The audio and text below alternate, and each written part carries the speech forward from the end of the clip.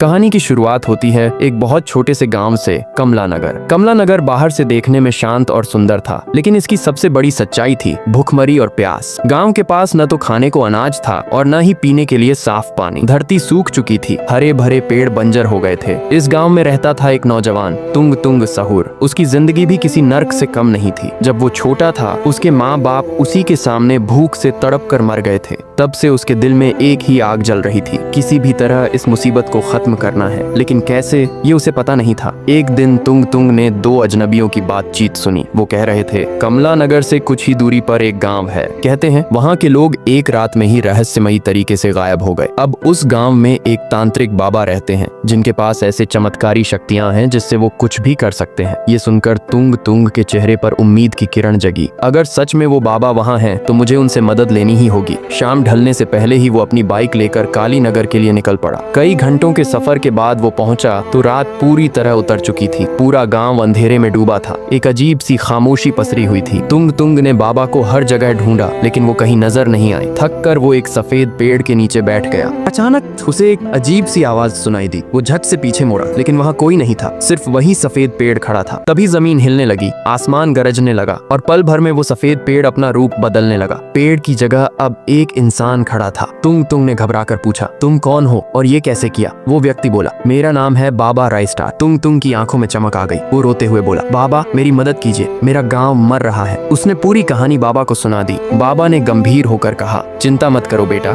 मैं तुम्हारी मदद करूंगा। बाबा राइस्टार ने अपनी झोली से एक सुनहरा गुल्लक निकाला और कहा, ये तुम्हारी हर परेशानी को दूर करेगा। बस इसे हाथ में लेकर हिलाना, लेकिन याद रखना जब काम पूरा हो जाए तो इसे मुझे लौटा देना। तुंग तुंग ने हाथ जोड़कर शुक्रिया कहा और गुल्लक लेकर गांव लौट आया। सुबह होते ही उसने पूरे गांव वालों को बुलाया। गुल्लक उठाकर उसने कहा, देखो आज से हमारी तकलीफें खत्म। उसने गुल्लक जोर से हिलाया और चमत्कार हो गया। सूखे पेड़ फिर से हरे भरे हो गए। खाली घरों में खाना पानी भर गया। हर तरफ सोना चांदी बिखर गया और गांव के बीच में पानी का फव्वारा फूट पड़ा। गांव में खुशी की लहर दौड़ गई। लोग नाचने गाने लगे। तुंग तुंग भी उनकी खुशी में शामिल हो गया। जब सब ठीक हो गया, तुंग तुंग ने वादा निभाया और गुल्लक बाबा राइस्टार को लौटा दिया। उसने कहा, आपका बहुत बहुत शुक्रिया बाबा, ये एहसान मैं कभी नहीं भूलूंगा। अगर आपको कभी मदद चाहिए तो बस कह दीजिएगा। ये सुनकर बाबा की आंखों में आंसू आ गए। उन्होंने धीमी आवाज में कहा, मुझे कुछ नहीं चाहिए बेटा, बस इस शाप से मुझे मुक्ति दिला दो। क्या आपको भी जानना है आगे क्या होगा? तो लाइक ठोको और कमेंट में लिखो पार्ट 2 चाहिए।